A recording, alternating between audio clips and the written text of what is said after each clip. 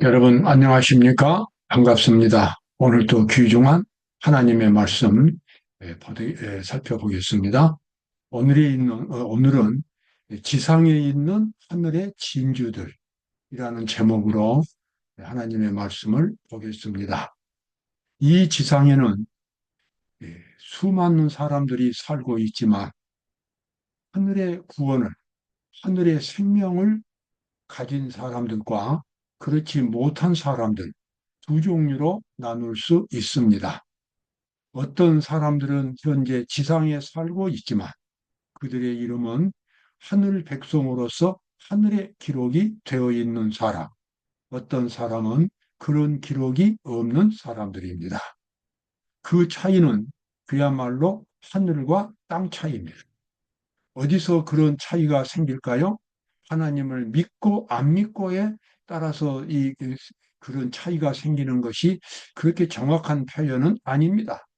좀 더 정확한 표현은 하늘에 있는 진주들, 하늘에 올라갈 영생을 가진 사람들은 하나님의 의를 가진 사람들입니다. 하나님의 의라고 하는 것은 하나님의 품성을, 하나님의 정신을 가리킵니다. 하나님의 정신과 능력을, 하나님의 정신을 가진 사람들은 그들의 모든 인격이 하나님의 모습으로 변화됩니다. 그리고 하나님의 율법을 즐거운 마음으로 순종하게 됩니다. 그들은 지상에 살고 있지만 하늘 백성들입니다. 그러나 그런 귀중한 하늘의 지혜를 갖지 못한 사람들은 이 죄악 세상을 멸망시키는 하나님의 최후의 심판에 의해서 영원히 사라지게 될 것입니다. 우리는 믿음으로 그리스도의 의를 받아들임으로써 그리스도를 진정으로 믿고 하나님의 말씀을 받아들임으로써 하늘의 진주로서 이 세상을 살아갈 수가 있겠습니다. 자, 스가랴 9장 16절에 나와 있는 말씀, 참 아름다운 말씀입니다. 이날에 그들의 하나님 여호와께서 그들을 자기 백성의 양떼같이 구원하시리니 그들이 면류관의 보석같이 여호와의 땅에서 빛나리로다. 여러분, 면류관이라고 하는 것은 왕관에 대한 표현입니다. 아주 높은 사람이 머리에 쓰는 관입니다. 그런데 그 면류관에서도 가장 중앙에 아주 자리 잡고 있는 귀한 보석이 있습니다. 그래서 사람들의 시선은 그 면류관에 집중되지만 면류관 중에서도 가운데서 반짝반짝 빛나는 이 보석이 모든 사람들의 시선을 끌게 될 것입니다. 여러분, 그와 똑같이 이 죄악 세상으로부터 구원받은 하나님의 백성들은 장차 하늘나라에서 면류관의 보석처럼 빛날 것이라고 이 성경절은 말하고 있습니다.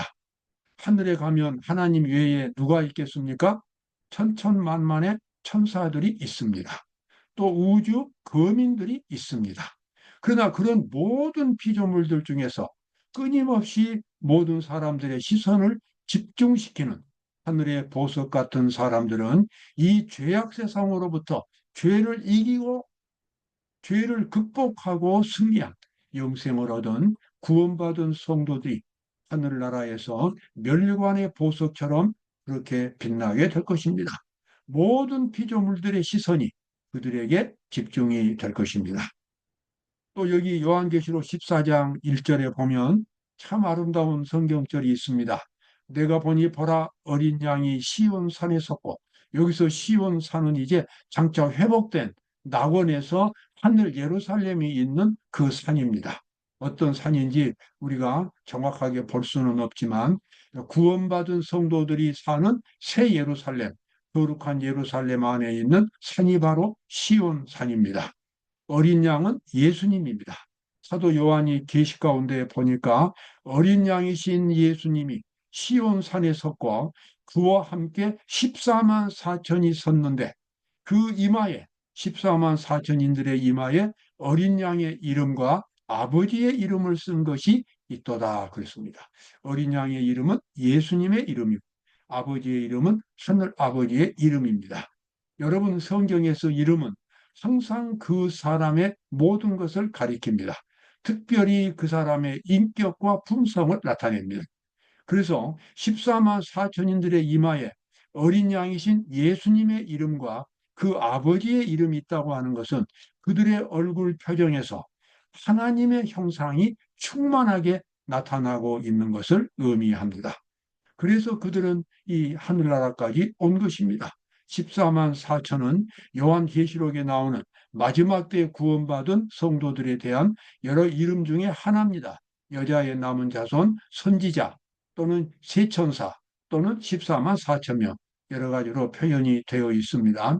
마지막 대쟁투, 하나님과 사탄 사이에서 대투쟁이 전개될 때에 하나님의 병사가 되어서 승리한 사람들이 바로 14만 4천 명입니다. 그 사람들은 하늘에서 예수님과 함께 찬양을 부르는 가장 이 거룩한, 탁월한, 영광스러운 그러한 하늘 신민들이 되겠습니다. 자, 시편 16편 3절에 나와 있는 말씀입니다. 땅에 있는 성도는 존귀한 자니 나의 모든 즐거움이 저희에게 있도다. 땅에 있는 성도, 하나님의 백성들이지요. 하나님을 진실되게 믿고 하늘 백성으로서 구원이 예정된 사람들입니다. 땅에 있는 성도는 존귀한 자니 나의 모든 즐거움이 저희에게 있도다. 하나님 아버지께서 하시는 말씀이 되겠습니다. 마치 이것은 큰 학교에 학생들이 구름대같이 운동장에 있지만 그 학교를 간 부모는 그 중에서 자기 아들, 자기 딸을 끊임없이 찾고 있을 겁니다. 마치 그와 똑같이 이 땅에 있는 성도들은 하나님 앞에서 그렇게 존귀한 자고 하나님의 모든 즐거움이 그 성도들에게 있다고 이 성경절은 아버지 하나님의 그 기쁨을 그렇게 말하고 있습니다. 다니엘서 12장 3절에 보면은 천사 가브리엘이 다니엘에게 한 말이 이렇게 나옵니다. 지혜 있는 자는 궁창의 빛과 같이, 궁창은 하늘입니다. 궁창의 빛과 같이 빛날 것이요 많은 사람을 옳은 대로 돌아오게 한 자는 별과 같이 영원토록 비치리라. 아멘. 저는 이 말을 가브리엘 천사가 다니엘에게 했다는 데서 특별히 감동을 받습니다. 가브리엘 천사는 예수님과 함께 성경에 자주 등장하는 천사입니다. 하나님의 구속 사업에 있어서 아주 중요한 역할을 한 그 천사가 바로 가브리엘 천사입니다. 그런데 그 가브리엘이 말하기를 이 지혜 있는 자, 그러니까 하나님의 의를 깨달은 자, 하나님의 말씀을 깨닫고 구원받은 사람들입니다. 그 사람들은 하늘의 빛과 같이 영원히 비치리라. 이 말을 만약에 우리 사람이 했다면 학식에 치우친 말이 될 겁니다. 그러나 가브리엘 천사는 하늘이 어떤 곳인지를 알고 있습니다. 영원히 산다는 것이 하늘이 얼마나 영광스럽고 행복하고 영원한 것인가를 가브리엘은 압니다. 그래서 선지자 다니엘은 진정으로 믿음을 가진 사람이었고 하늘 백성이었습니다. 그래서 가브리엘이 이 다니엘에게 말하기를 지혜 있는 자는 궁창의 빛과 같이 빛나리라. 이건 일차적으로 다니엘한테 해당되지만 다니엘처럼 믿음을 가진 모든 성도들에게 해당되는 말이었습니다. 지혜 있는 자는 궁창의 하늘에 빛과 같이 빛날 것이요 많은 사람을 옳은 대로 돌아오게 한 자는 별과 같이 영원토록 비출 것이다. 가브리엘 전사는 다니엘에게 그렇게 말했습니다. 자, 예수님은 그래서 이제 이 땅에 살면서 천국을 가진 사람들에 대해서 여러 가지로 이야기를 하셨습니다. 천국은 마치 좋은 진주를 구하는 장사와 같으니 극히 값진 진주 하나를 만나매 자기의 소유를 다 팔아 그 진주를 샀느니라. 아멘. 그렇습니다. 천국은 마치 좋은 진주를 구하는 장사와 같습니다. 어떤 이 진주에 대한 아주 애착이 많은 진주 장사가 있었습니다.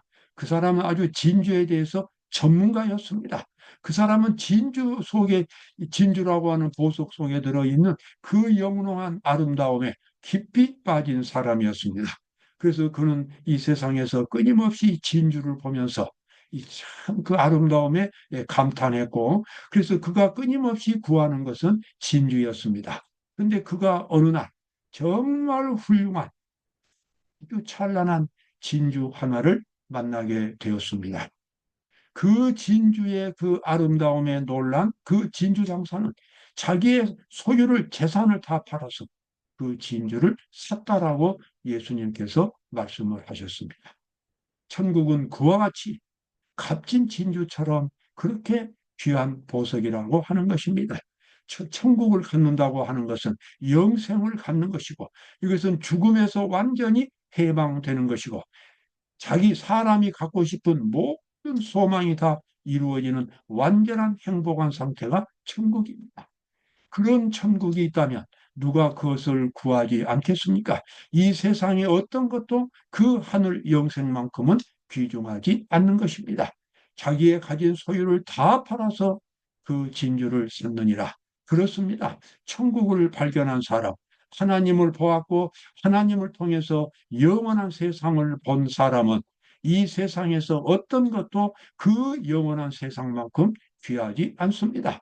그는 그 영원한 세상을 갖기 위해서 자기의 모든 노력을 다 기울이고 자기의 모든 시간, 모든 능력, 모든 소유 다 그것에 초점을 맞추어서 사용하게 될 것입니다.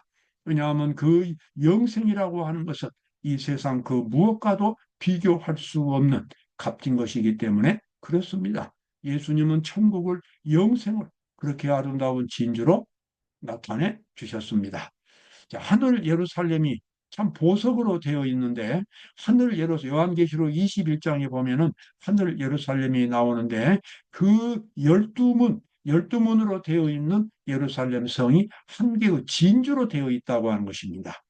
그 12문은 12진주니 문마다 한 진주요 성의 길은 맑은 유리 같은 정금이더라. 자, 뭡니까? 길은 전부 맑은 유리 같은 정금으로 되어 있고 문은 진주로 되어 있습니다. 하나님께서 이 구원받은 성도들을 위해서 정말 아름다운 예루살렘 성을 준비해 놓으셨습니다. 얼마나 아름다우냐면 지금 다 우리가 상상할 수 없습니다. 극히 값진 진주, 그 진주 장사가 보았던 진주 속에 있는 아름다움, 그것보다도 몇천 배 더 아름다운 성이 바로 하늘 예루살렘 성입니다. 하나님은 이 땅에서 구원받은 사람들을 극히 귀중하게 여기시기 때문에 자주 보석으로 말씀하셨습니다. 제사장들이 이 입고 있는 복장에는 보석이 많았습니다. 양쪽 어깨에 보석이 있었고 가슴 여기 흉패에도 보석이 6개씩 12개, 그다음에 여기에는 12개 보석이 있었습니다. 그런데 그 보석에다가 하나님께서는 이스라엘 12지파의 이름을 그 보석에다가 새기도록 그렇게 하셨습니다. 그래서 제사장이 성소에서 봉사할 때는 보석에 기록되어 있는 이스라엘 민족들의 이름, 가슴 흉패에 보석에 기록되어 있는 이스라엘 12지파의 이름, 그 이름들을 차고서 성소에서 봉사를 했습니다. 성소라고 하는 것은 바로 죄를 없애는 장소입니다. 그래서 죄를 없애는 그 작업이 하늘 보석들을 만들어내는 작업이라고 하는 것입니다. 이스라엘 12지파가 이름이 기록되어 있지만 사실 그 12지파는 하나의 대표적인 이름이고 실제로는 우리 성도 한 사람 한 사람의 이름들이 그 보석에 다 기록이 되어 있다고 하는 것을 우리에게 말해주고 있습니다. 하나님께서는 극히 값진 보석들을 속에다가 우리 한 사람 한 사람의 이름을 기록해 놓으셨습니다. 여러분, 하나님은 하나님의 의를 경험하고 구원받은 성도들을 정말 세상에서는 둘도 없는 가장 귀중한 하늘 보석으로 그렇게 여기십니다. 만약에 우리가 예수님을 영접한다면 예수님의 뜻을 영접해서 하나님의 말씀에 순종하기를 배우고 장차 하늘에 가서도 하나님의 말씀에 순종할 수 있는 그러한 믿음을 여기서 단련시킨다면 우리는 하늘의 영원한 보석으로 자리를 잡게 될 것입니다. 하나님께서는 이와 같은 복장을 통해서도 그러한 사실들을 우리에게 말씀해 주셨습니다. 저는 여기 마가복음 16장 9절에서 막달라 마리아에 대한 이야기를 잠깐 하고자 합니다. 여기 나와 있는 대로 예수께서 안식 후 첫날 이른 아침에, 이 말은 예수님께서 안식 후 첫날이니까 일요일입니다.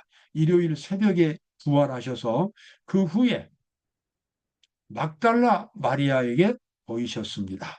자, 마리아가 성경에 여러 명 나오기 때문에 여기 막달라란 이름 앞에 붙였는데, 그 막달라라고 하는 지역에서 온 마리아인 것입니다. 이 마리아는 예수님에게 특별한 여인이었습니다. 이 여인은 예수님께 찾아와서 구원받은 사람이 아니라 예수님이 찾아가서 구원해 주신 사람이었습니다. 이 사람은 일곱 귀신이 들렸습니다. 원래는 이 여자가 베다니에서 살고 있었어요. 그런데 어떤 남자로부터 심한 폭행을 당했고, 그래서 정말 이 비관한 상태 속에서 멀리 떨어진 막달라 지역으로 그가 이 도피 생활을 했습니다. 그러나 그곳에서 그의 마음이 편하지를 못했고, 정말 이 울분과 그리고 이 생활과 이런 것들에 시달리다가 나중에는 귀신까지 들렸습니다. 정말 인생 밑바닥까지 내려간 여인이었습니다. 어찌 보면 그가 더 생명을 지탱할 수 없을 만큼 그렇게 추락해 있었습니다. 예수님은 멀리 계시는 막달라 마리아의 그 마음과 그 생활 환경을 보신 겁니다. 그런데 예수님은 더 귀중하게 이 여자가 하나님의 말씀을 들으면 하늘 백성이 되고 영생을 얻을 수 있는 그런 가난한 마음을 가진, 심령이 가난한 자는 이 복이 있나니 천국이 저희 것이라고 말씀했는데, 이 여인은 하나님의 복음을 들으면 영생을 얻을 수 있는 그러한 믿음을 나타낼 수 있는 가능성이 있음을 보셨습니다. 그래서 예수님은 이 막달라 마리아를 찾아가시고, 그래서 이 여인에게 일곱 귀신을 몰아내주시고 이 여인으로 하여금 새로운 삶을 살도록 만들어 주셨습니다. 그래서 이 막달라 마리아는 이 구원이라고 하는 것이 얼마나 감동적인 것인지, 그것은 지옥에서 천국으로 올라온 경험이었습니다. 정말 그 어둡고 무서운 귀신 세상에서 시달리던 이 마리아가 예수님의 능력을 통해서 사랑의 아들의, 예수님의 사랑과 은혜가 있는 이 영적인 은혜의 나라로 옮긴 뒤로부터는 그의 마음속에 언제나 천국의 노래가 그치지 않았고, 감사가 그치지 않았고, 그리고 예수님의 뒤를 따라다니면서 끊임없이 뒷수발을 했고, 예수님께서 부활하신 후에는, 예수님께서 십자가에 못 박히실 때는 가장 늦게까지 그 골고다 언덕에 있었고, 부활한 아침에는 제일 먼저 이 예수님의 무덤에 가서 예수님을 만난 사람이 막달라 마리아였습니다. 그녀의 일생은 구원이 무엇인가를 우리에게 생생하게 보여주고 있습니다. 여러분, 예수님이 말씀하신 대로 심령이 가난한 자는 복이 있다고 말씀하셨는데, 여러분과 저에게 가난한 심령이 있다면 예수님은 우리를 그 가난한 마음 속에 하나님의 말씀을 심어 주셔서 하나님의 뜻을 알게 해주셔서 구원이 무엇인가를 경험하도록 만들어 주시는 것입니다. 그와 같은 귀한 경험을 여러분 꼭 경험하게 되시기를 바랍니다. 오늘도 복된 하루가 되시기를 바랍니다. 감사합니다.